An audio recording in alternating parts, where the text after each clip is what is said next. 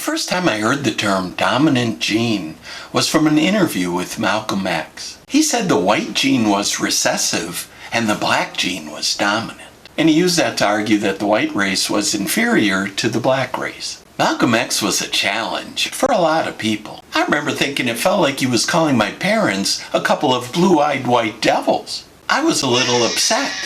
Then I realized what he was doing. It's one thing to see racism going this way or that way, or being a racist yourself. It's a whole nother thing to see racism coming right at you.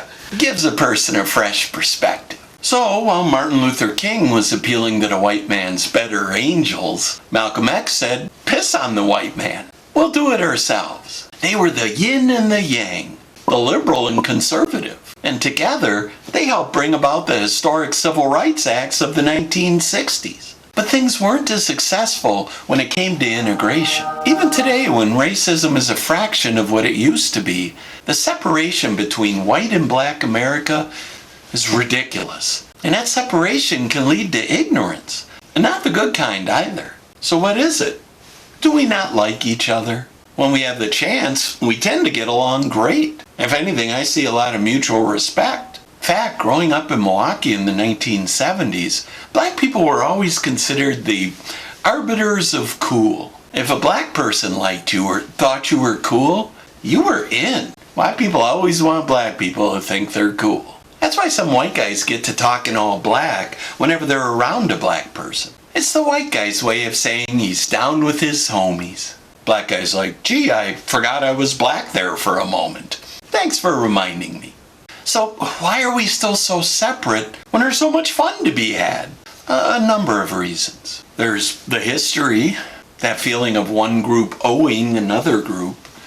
No one wants to hang out with people they owe money to. Then there's crime, which scared off a bunch of white people. Now, 80% of black folks might not be committing those crimes, but that 20%'s working overtime. And for all of us, there's comfort and familiarity. Our race is usually what we grow up with, so that's what we know best. And we're comfortable with what we know.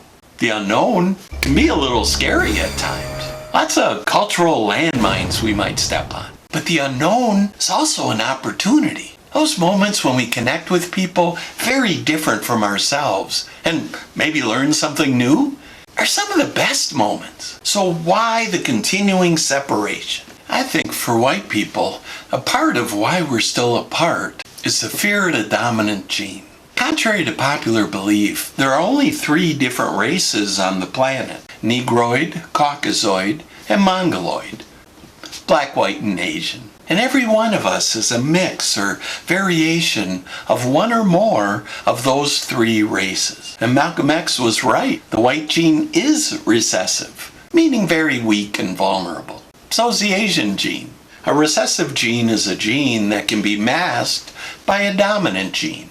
And the black gene is very dominant. It's the most dominant gene on the planet. Anything mixed with black becomes a variation of black. It's where the album title comes from, Fear of a Black Planet. That's the planet where black folks go, where all the white people at?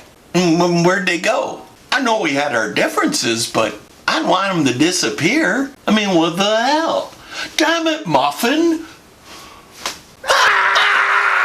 The fear of the dominant gene has been kicking the shit out of black and white race relations since before any of us were born. Probably since emancipation. That's why integration was so violently opposed. But it's not just racism.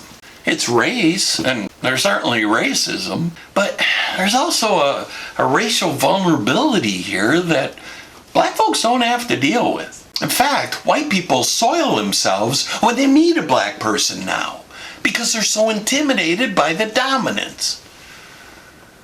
Or maybe that's just me. And because we never talk about it, it's also an unknown fear. And an unknown fear is almost always worse than a known fear. At least with a known fear, we know what it is. We can look at it, talk about it, ask questions, get answers. But an unknown fear, that just fucks with us and doesn't go away.